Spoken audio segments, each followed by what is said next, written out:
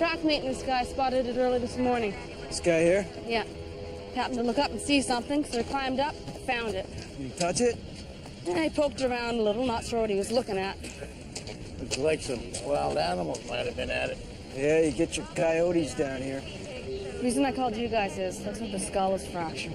Yeah, big hole. I suppose it could be a jumper from the overpass here. I doubt it. Looks to me more like somebody deliberately buried it here. Yeah, the animals, coyotes, whatever, came and dug it up. Yeah, they get to be some big suckers. They're getting bold, too. Suppose we should call up Chick and the forensics team, huh? Yeah. You ever been bit by a wild animal? Nah, dog once. I tried to scare off a raccoon once. He reared back and took a swipe at me. I don't think much of them either. It's the rats that get to me. You know, you hear them skittering around in the walls there. You know, as soon as the lights are out and you've gone to bed, they're all over the house. Oh, yeah, Jesus, rats. I woke up one time, found one crawling across my blanket. I shit my pajamas. No rats, please.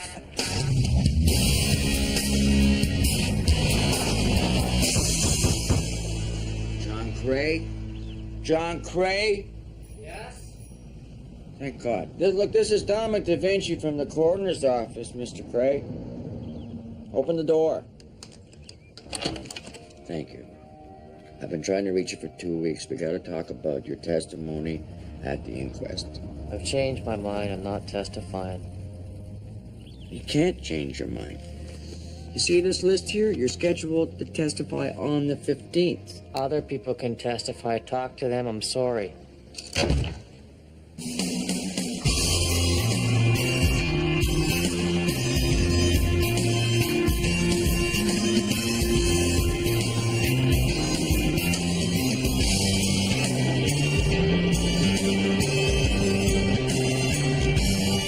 The train to Seattle runs through here. You ever take that?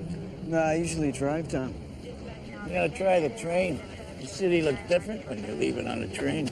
Yeah, get a look at everybody's backyard. I kind of like that. It's a nice ride. You can take your girlfriend with you, take in the Seahawks game. Yeah, that's a good idea. Sonny's been talking about going down there and doing some shopping. They got a great hat store down there. Been in business like 80 years. You don't see guys wearing hats anymore. When I was a kid, everybody wore a hat. My dad used to wear a hat, a little pork pie with a feather in it. Yeah, my old man had a couple of poor boy snap brims he used to wear. What do we got, Chick?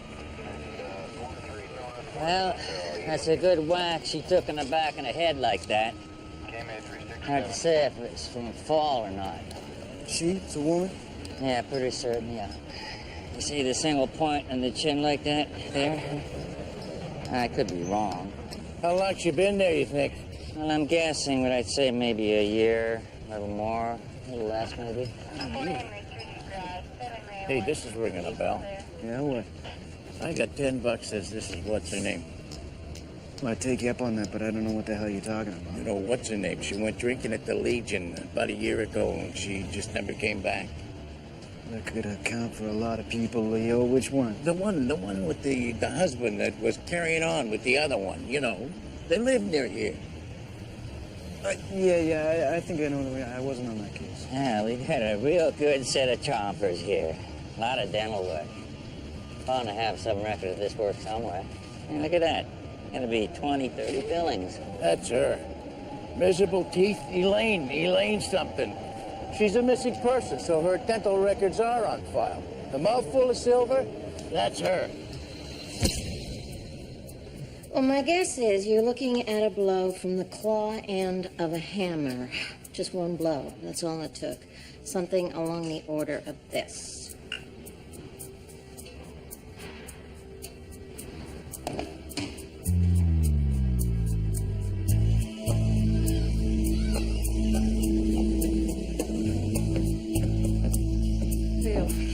We got a warrant to wire the house. And the people next door, they've agreed to cooperate. Now our guys are gonna go in his relative's house sitting while the tenants are on holiday. Great, we're gonna nail that trick. Roy, I want you to get in touch with the tech guys, all right? And arrange the surveillance gear. Sure. Now you can watch the suspect's house and get the boys inside. You got it. And Angela, Mick, got a minute? Yeah. So we're gonna need 2 feeds. One to the downtown computer, the other one next door.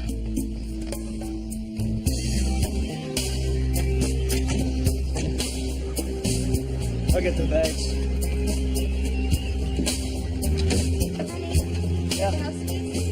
Yeah.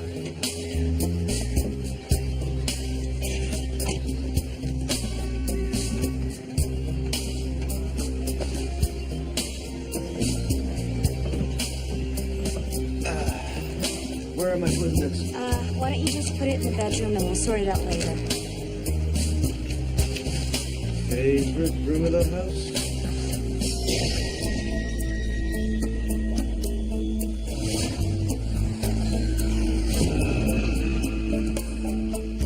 Okay, I got some more tapes. Great. How's it sound? Good. Got the bedroom, living room, kitchen hardwired, ready to go. Okay. Hey, Leo? Do your thing.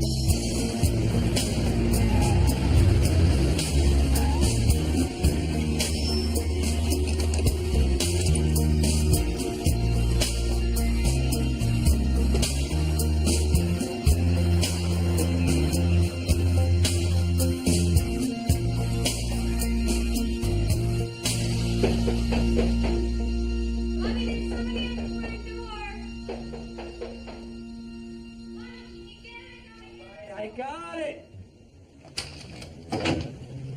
Robert Walker? That's me. Detective Shannon, Vancouver Homicide. Do you remember me? I guess this means you found Elaine. Yes, sir. I'm sorry to inform you that she is deceased. Oh. Okay. Well, are you sure it's her? Yes, sir. We made a positive identification from her dental records. How come I didn't get a call to identify her? Unfortunately, the condition of the remains prevented that. I see. Well, all right. I'd like to ask you a few questions. What's going on? They found Elaine. She's dead. Oh, my God. We could talk downtown if you prefer. Yeah, that would be better. Let me just get my coat. I'll be in my car. You have to go with him. I don't know. I guess they still think I was involved with Elaine's death. All right. Here we go. Okay, now we're on the same side on this one. Can we just see if we can get through this without pissing each other off for a change? Sure, fine. I don't need the aggravation. Neither. Great. Okay, so I'm the propane truck now. Here I come from this direction. Full of gas. Okay, and the minivan is coming from this direction here. Herbert Carlisle's driving. His wife, Gladys Carlisle, is a passenger in the front seat. Okay, so at this point now, no witnesses. Yeah, there's a guy in the train yard who's working over here, but he didn't actually see him. All right, so no witnesses? Okay.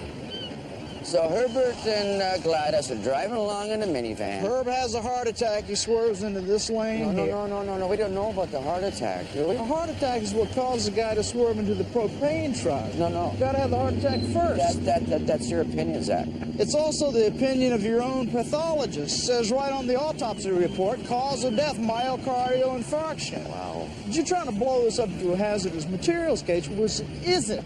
You know, you're flogging a dead horse. Well, it's my horse and I'm going to flog it, okay? You got the toxic craps being hauled up and down this road all day long. As a matter of fact, all over this whole city, and that is a threat to public safety, Zach. That is a threat, and it's not a primary concern of yours. God knows that's true. But it is of mine, so let's just stick to what you know. Let me do my job, okay? If the guy had hit a milk truck, we wouldn't be standing here talking, right? My point. Thank you. This is no milk run along here. Okay, let's just get back to it, okay? Here comes the minivan. Here's the propane truck, swerving to avoid him. Agree. Agree. So now what happens? It's too late. No chance. Right. They collide. Bang, like that.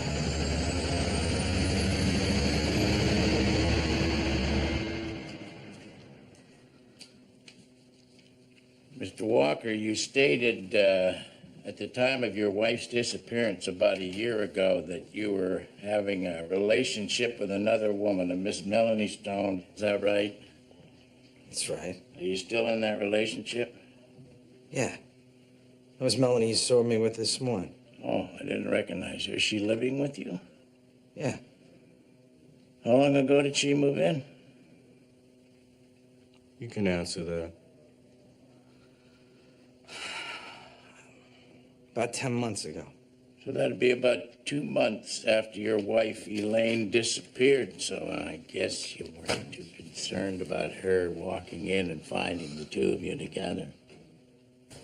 He answered the question. Several months ago, you started calling the insurance company to try to collect on your insurance policy? Which he's more than entitled to do. His wife worked. Without her income, his bills were becoming a burden. And a couple of months ago, you petitioned the courts through your lawyer here to have her declared legally dead, yeah? Yes. Would that be for the purpose of collecting the insurance money? That would be so Mr. Walker could get on with his life. You carried $1 million policy on your wife? That's correct. It was a double indemnity policy, which means that if death is ruled anything but natural causes, homicide, for example, it pays double. That's why they call it double indemnity. Okay, let's get back to the night your wife allegedly disappeared. No. First, we'd like to know how Mrs. Walker died. I'm sorry. The only people who are going to know how she died are me and the guy who killed her. According to the newspaper, her body was discovered in the Grandview Cut. Is that right? That's right. Just around the corner from where she was drinking, only a couple of blocks from Mr. Walker's house. Well, that's a very steep ravine. She could have fallen down there. She didn't fall. Mr. Walker, you stated that you and your wife were supposed to meet at the Legion, but you got hung up because your car wouldn't start, so you had to call a cab for a jump start. That was all in his original statement. But you never did make it to the Legion, and it wasn't until after 3 o'clock the following afternoon that you even thought to ask where she was. That's not unusual. She was an alcoholic, known to go on long drinking binges during which she wouldn't be heard from for a week or two. During which time Mr. Walker here was waltzing around the town with Miss Melanie Stone. Plenty of people have affairs. Yeah, they do. And some of them dispose of their spouses.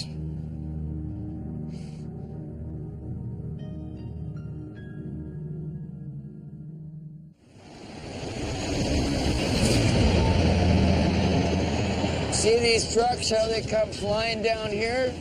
They can really pick up speed. There's no traffic lights, and I'm thinking maybe the propane truck, he's making up time. He's really smoking it down here. No. From the skid marks, the propane truck is doing a legal limit. All right, okay. Yeah. Okay, fine. So here you got the minivan and the propane truck.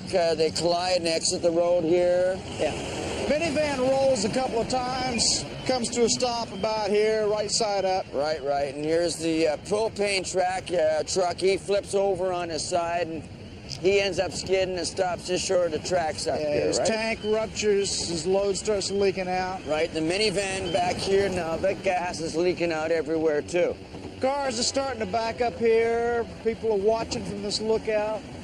John Crate, he pulls up his vehicle on the shoulder, comes rushing across to our minivan driver, Mr. Carlisle.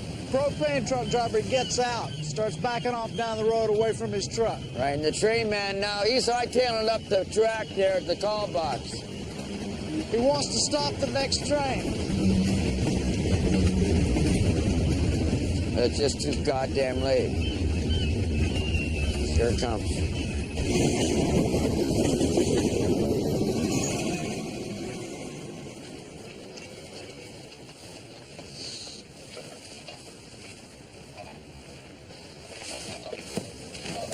Hey. Hi. Rick and Ann said they were having his cousin watch the house. Yeah. That must be you. It's me, Mick. Hey, how's it going? Hi. Hey, my wife's here too, Angela. Nice to meet you, Mick. I'm Melanie. Nice to meet you. See you later. All right. Okay, so the train is coming from this direction like a bat out of hell. Right. And John Cray's still trying to free the woman from the minivan, and he says a prayer, shoots on through. But the train wheels spark in and they ignite these fumes, and you got a sea of fire from here all the way to the end of the road.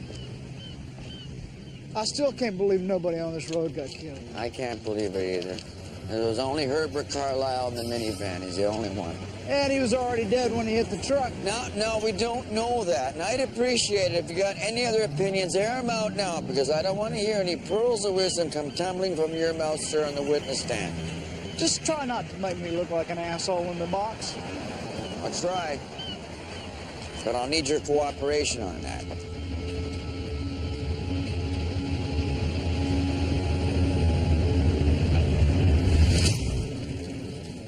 Unfortunately, my predecessor left me with a bit of a dog's breakfast. Evidently, there were some budget concerns that he was unable to address. Now, what I need from you is a financial projection for your department for the rest of the year. Do I need to be concerned? No, not at all. I'm just anxious to get a handle on the situation. Well, I can tell you I was hoping to put another pathologist into rotation. Well, that's good to know. Get me your figures. I'll let you know where we stand. All right. Nice to have you on board. Thank you. I appreciate that. So, as soon as you can, yes? Yes, sir.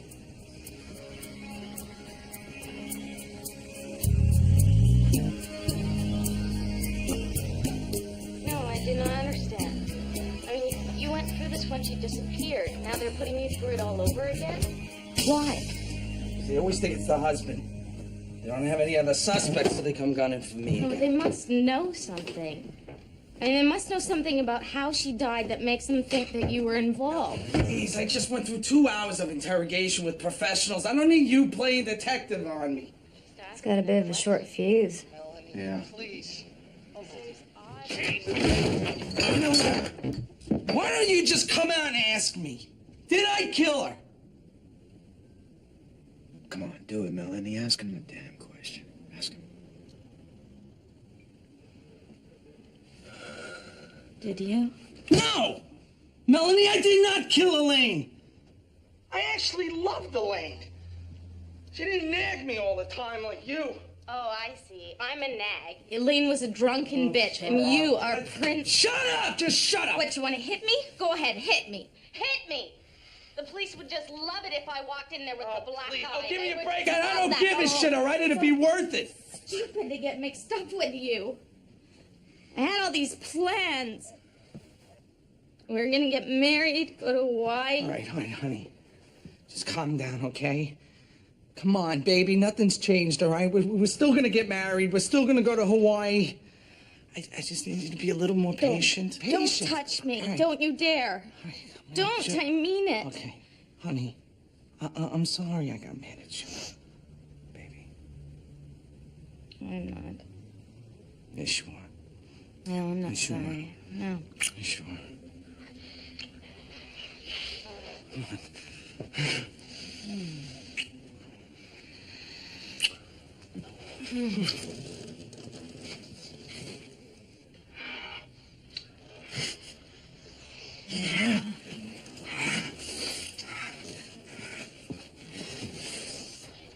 First they're scrapping, now they're screwing. Yeah, I don't get that make-up sex thing. I can't have sex with somebody I'm mad at. Oh, I don't know, I get it. Me and my ex, she'd start pressing my buttons and yelling at me, and then I'd start yelling, and damned if 10 minutes later we weren't all over each other. Yeah, well, do you want a sandwich? Sure.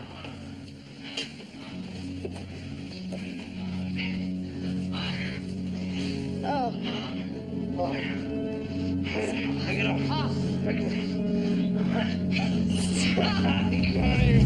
So on the day of the accident, did you have a lot of deliveries for your propane that day? No more than always. But you're on a pretty tight schedule, aren't you? Because you got a lot of stops to make, I understand. Right. Did it ever worry you taking a dangerous load like propane through some of these city neighborhoods? I didn't break any laws. Oh, no one said you were breaking any laws. City says it's okay to truck it, it's okay. We're up to code for these streets. You never worried you that somebody might miss a stop sign, or maybe some kid's chasing his dog or a ball into the street right in front of you? I'm a good driver. I'm a professional driver. Propane is safe as milk as long as you know what you're doing. Yeah, unless a pickup truck hits you, and then it's a bomb, isn't it? Company lawyer says I don't have to talk about that till the inquest. Okay, well, let's stick by that company lawyer then. Maybe you can confine your discussion with me to what happened after the accident. Is that all right? Yeah. I was right over down here by the tracks and I could smell the propane, so I climbed out of the cab. Okay. You know, right away I can see that there's people up here. Of course, the only thing I'm thinking is I gotta get the hell out of there, so I start yelling at them, but they're all just standing there like they're watching TV. I mean, it was nuts. What about the minivan? Did you see anything happening over there? Anybody alive? Just that guy that was trying to help the old lady. I remember seeing him. Oh, yeah? Okay. Now, how you doing? Are you back to work, or what's happening there? Nah, my back's still a little screwed up. So when do you think you might start back with the propane company? I thought I'd try driving something else for a while. Oh, you did you? But propane's still a safe load to take through these neighborhoods. Look, don't try and crucify me for this. The guy crossed the line and came straight at me. Okay. I remember getting into the van, and Herbert's driving, and he said something like, "Looks like the sun's coming out." Because he'd actually cross to the other sidewalk if it was sunny, or drive down a sunny road whenever possible. Thank you. So you're going along the waterfront there, and he's driving just for me. And thank you. He's driving, and you're talking together. You listen to the radio. I can't remember anything specific like that. The next thing that comes into my head is that man, Mr. Cray. Right. He's pulling me out of the van. He carried me up to the road. Then he went back to get my husband. You really ought to be talking to him. He'll do much better than I can do. No, you're doing fine. Now, your husband's heart condition, what was that? Was that a concern? Not as long as he was taking his medication. I'd say to him, how are you going to enjoy your retirement if you're dead? Now it's terrible to think I said that.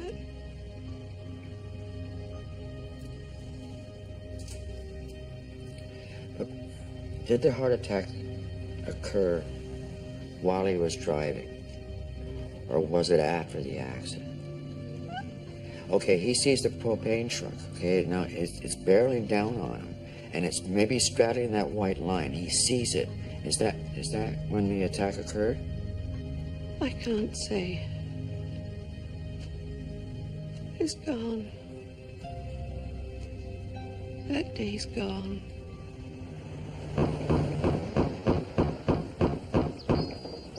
John Cray. Look, I'm going to sit here, and I'm not going to move until you talk to me. You understand? I told you, leave me alone. Look, I know you told me, but this is what's going to happen. There's going to be a sheriff going to come by here if you don't deal with me, and he's going to hand you an order to appear. Then you have Jesus Christ. Jesus Christ, you don't even need me.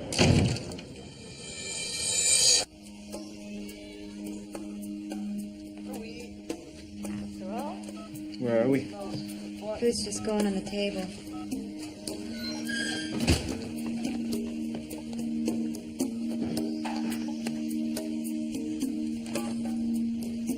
Hey, Leo. Yeah, anytime now.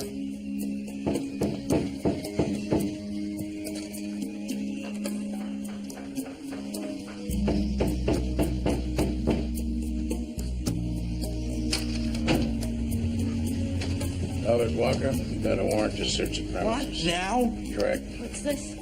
Warrant. Go to it, please. Can't this wait? We were just sitting down to eat. Go ahead and eat before it gets cold. This could take a while.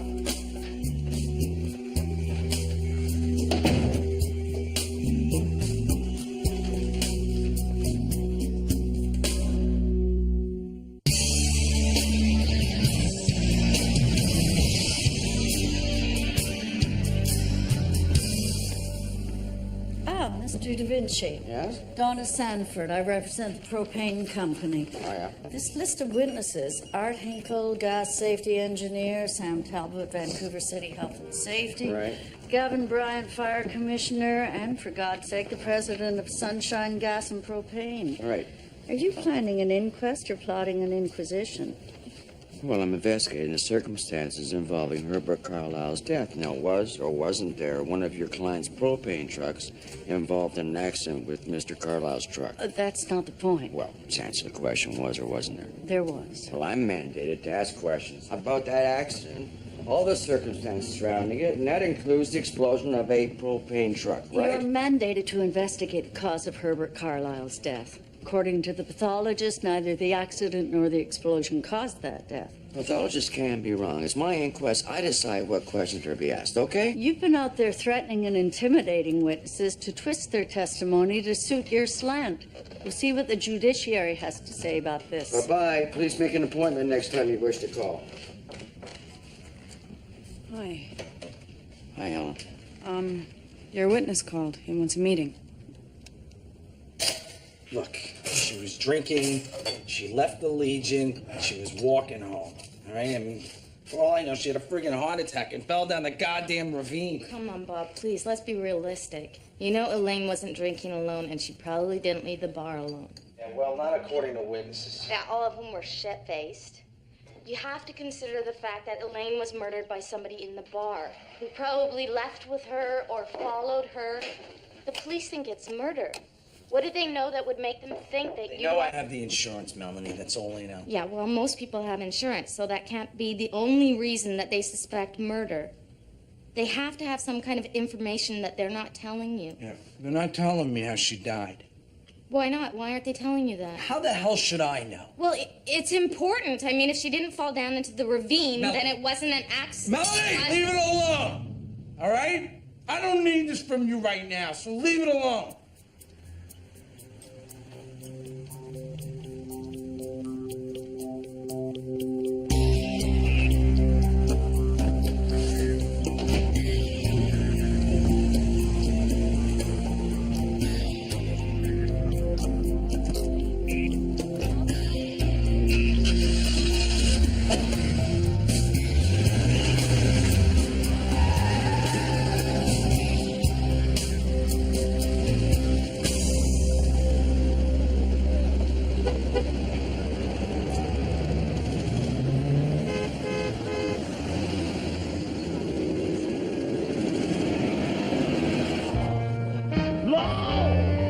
Shame on you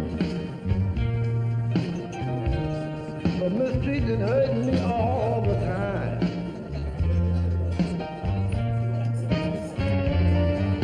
The day is gonna come when you wish you had someone, but shame on you.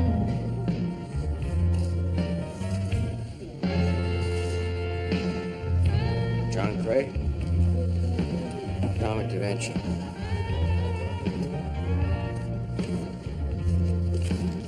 You take this back. I'm not testifying. You know, when you pulled those people out of that wreck, sir, you started off something that you're gonna have to dig down now and find the courage to finish this off. I'm sorry. I have none left. It got all used up. So what do you propose? You're just gonna sit here and feel sorry for yourself? Wonder what if maybe you'd taken another road, or if you'd taken 10 more minutes to get to where you were going that day? Well, you know what? The trouble you got is you didn't do any of that. This is the road you took. And thanks for the pep talk. You're really turning me around. You know, if you don't testify, I'm going to charge you. I'm going to charge you with contempt. You understand that? Yeah, you said that. You also understand that comes with a jail sentence. So you have a choice now. You can do 10 minutes in my court on the witness stand, or you can do 90 days in jail. Go ahead. Good. Next time one of these propane trucks blows up, and it blows up next to a school... Stop. What you want is for me to be your circus freak. Yeah, I guess you're right there, yeah. That's exactly what I do want. I want your face. Because these companies that are trucking the hazardous materials and the toxic crap and the propane through these neighborhoods, these companies are faceless.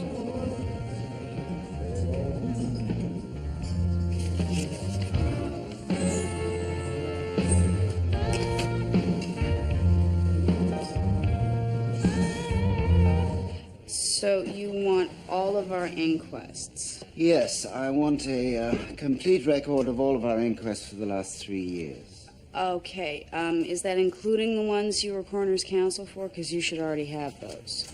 Well, yes, I have my notes, but I'd like to see the transcripts. Okay, inquest transcripts. Oh, I'd also like to look at any jury recommendations that resulted from those inquiries, and how and if they were implemented. Jury recommendations, who did what?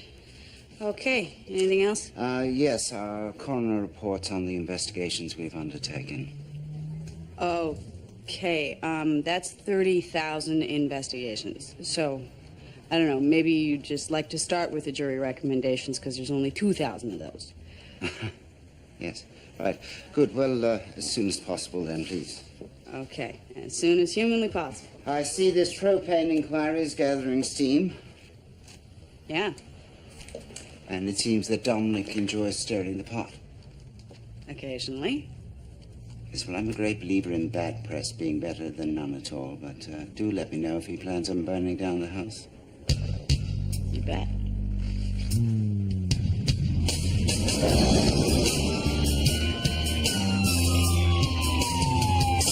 So what we get on the search? Absolutely nothing. He got rid of that hammer 2 minutes after he killed her, and we're never going to find it. Labakane tailed him, and on his lunch break, our suspect went to a travel agency, booked himself a single one-way ticket to the island of Jamaica. He's gonna jump. Yep. All right, approach your girlfriend. Let her know she's being dumped. Okay.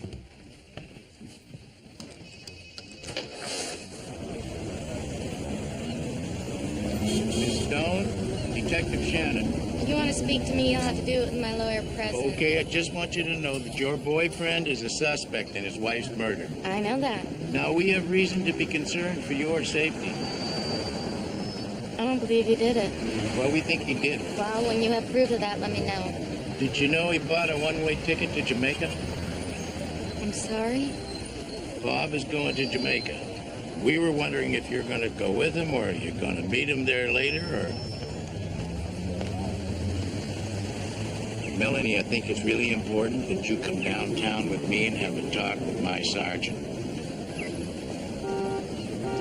Okay. Good. Car's just over here. Want me to carry that for you?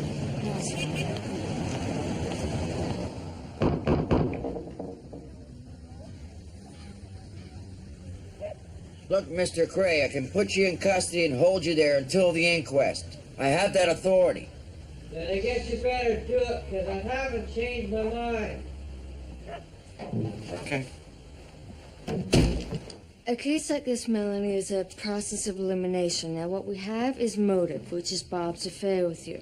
It was an affair. It wasn't serious. Well, apparently Bob took it very seriously. I mean, he told you that he wanted to marry you. That's what you said in your original statement. Yeah, but that was, you know, what every guy says trying to get you into bed. He has $1 million insurance policy on his wife. And he's getting a big payday now that she's been found. A double payday if it proves to be death by non-natural causes. And believe me, it wasn't natural. He also had opportunity. His alibi had no witnesses report it. The long and the short of it is, Melanie, we need to get Bob before he collects the insurance payout and leaves the country.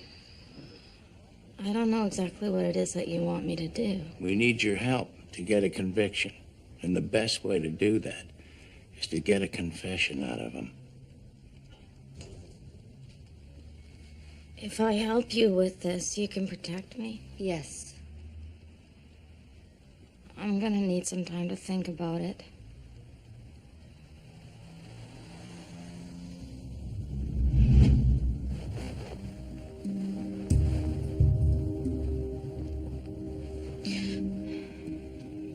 What's the matter? Nothing, you startled me. Why are you so quiet? I had a long day. Please let go of my arm.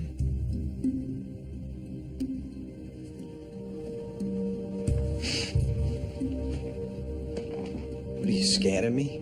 No? You think I killed her? No, the police think you did. But you believe them? No, I believe you.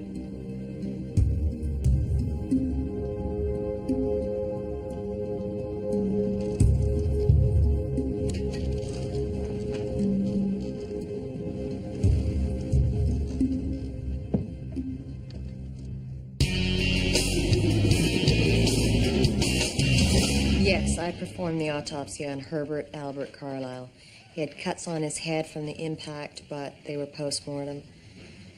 After conducting an internal autopsy, I concluded that Mr. Carlyle died of acute myocardial infarction that occurred prior to crashing into the propane truck.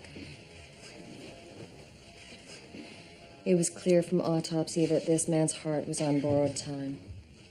He died of a heart attack. Yes. And the propane truck had nothing to do with it? No.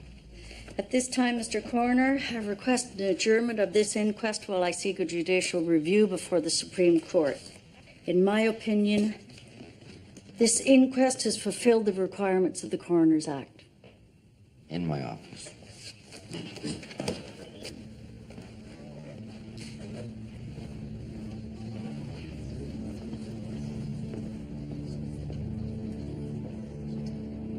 The coroner's mandate had been fulfilled. Your job is to determine the cause of death. My job is to also prevent that. You're telling me this inquest is going to prevent other heart attacks? There are other factors here. Not in the eyes of the law. We don't know if that propane truck coming down towards that driver isn't what scared the hell out of them. Please. Well, they scared the hell out of me. Save the rhetoric. Cause of death has been determined. You know, it seems crystal clear to me that your company, your client there, if they didn't think these propane trucks were a danger, they wouldn't have sent a high-priced lawyer like you down here to deal with it. And let me tell you something else, okay? This is my domain. You're not downtown. You're in my backyard right now. The inquest is over. I'm off to Supreme Court for a judicial review. The inquest is over when I say it's over, and it's not over until I hear from every witness that I want to hear from. And we're hearing from Mr. Cray, and he's the first witness this afternoon. So you won't adjourn? No. Good luck.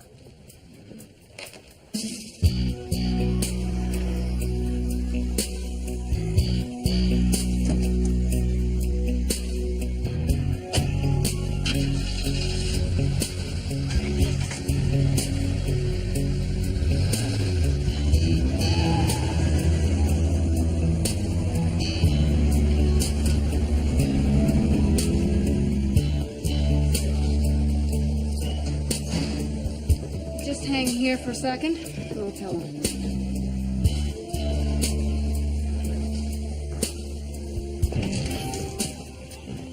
Detective, someone here to see you.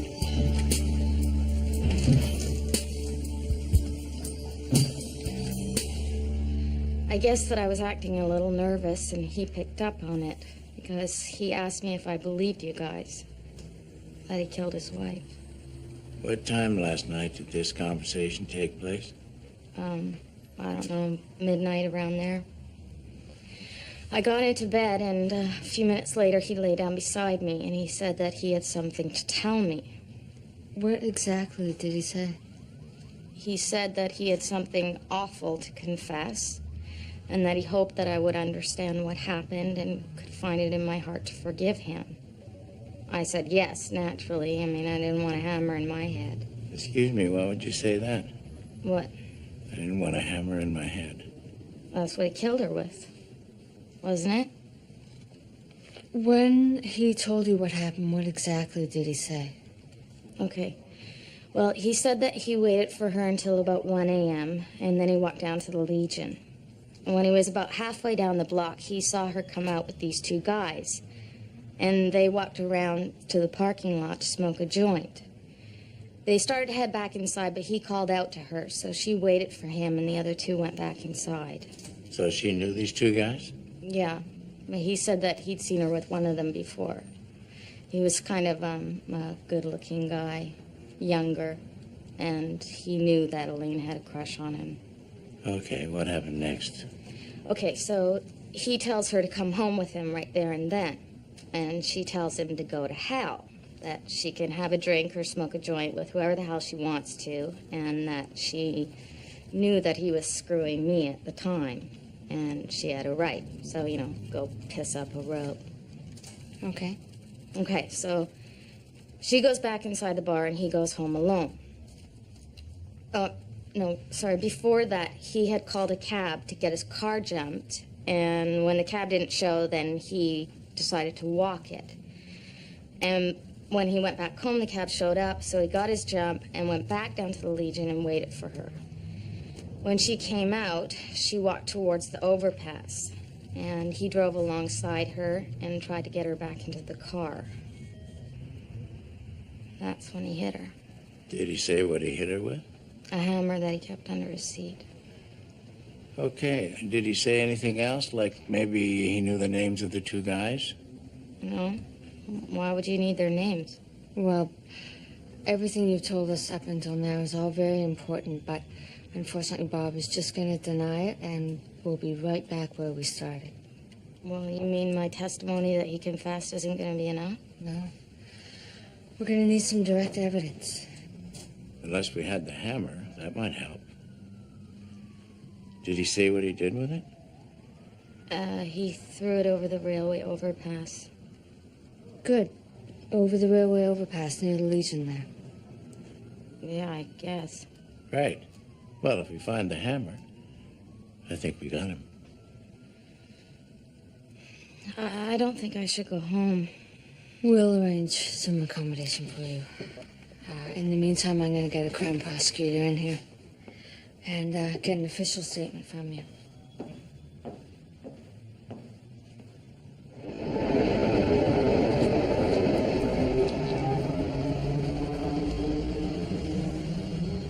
I think I got the weapon here.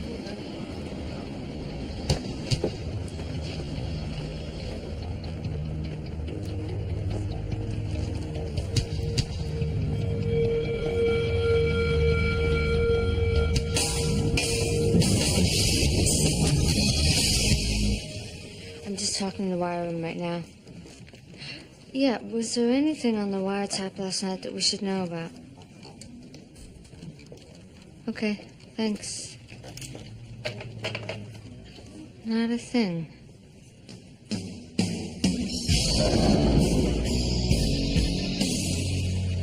Mr. Gray, I want to thank you for coming today. I didn't have any choice. And would you tell the jury why you're in handcuffs? I didn't want to testify. And why's that? Well, I think it's because you told me that you didn't want to be thought of or looked upon as some kind of a freak, and you were concerned that people were going to stare at you. Is that so? It's not that people look at me. It's that they don't look at me. I don't even look at myself anymore. Now, would you begin by telling the jury, who was seated over here, what happened on the day of the accident? I was driving down by the railroad tracks, taking a shortcut home, and there was this propane truck off the side of the road, and this minivan near it smashed up with smoke coming out of its engine. And what did you do?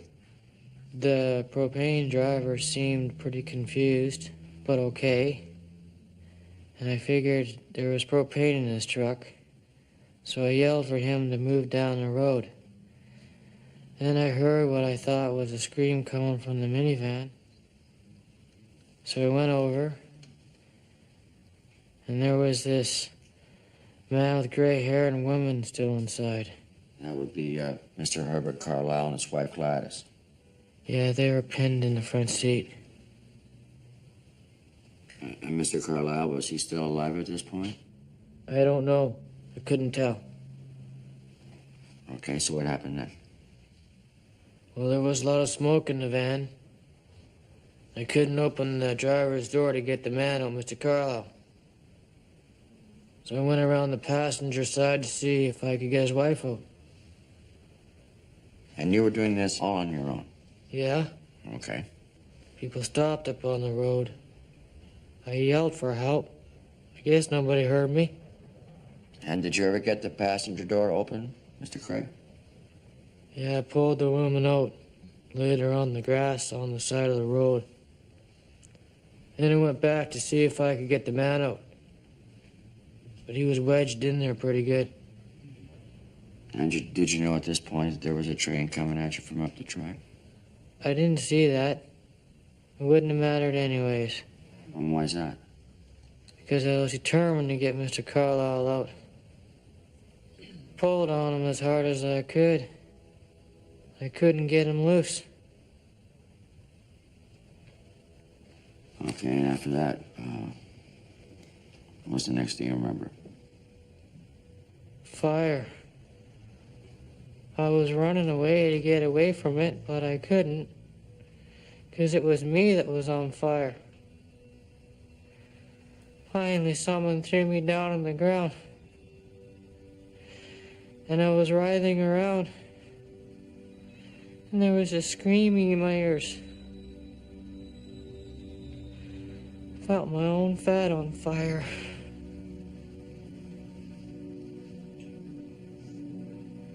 Is there anything else that you would like to add? To tell the jury about at this point? No. All right, Mr. Cray, I would ask you at this point, please, if you would remove the mask.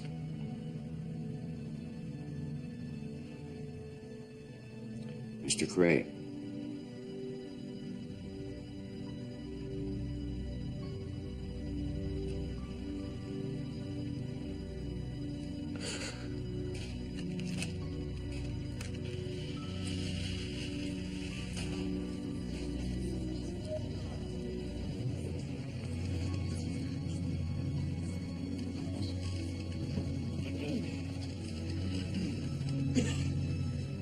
Thank you very much. Can I go now? Of course. The witness is released. Would the sheriff please see that the witness gets his handcuffs removed?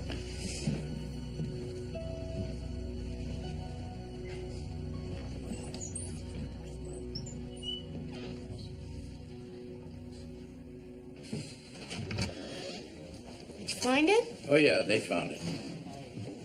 What are they doing here? They're homicide detectives. Oh, yeah? Yeah, we've had your house wired for a week, Melanie. Oh, yeah?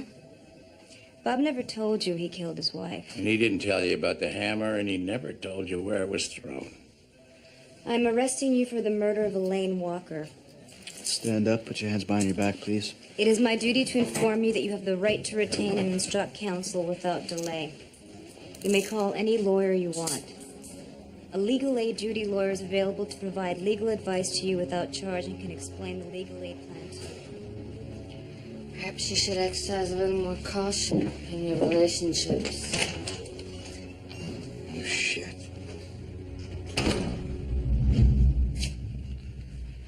Hello, Mr. Cray?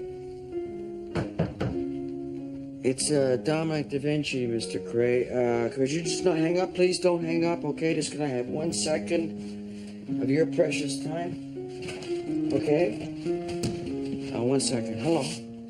I just wanted to phone and really thank you for coming to court today, and I realized I was a little rough on you, and I just wanted to apologize for that and tell you.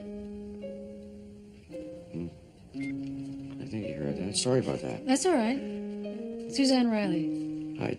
Oh, I'm here for Gabriella's lesson. of course, you're the piano teacher. Yeah, Gabriella. She's right in there. Hi. Hi. Suzanne Riley is here.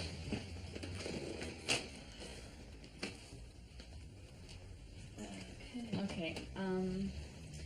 I've got all of this, but I'm totally stuck with this. I'll like.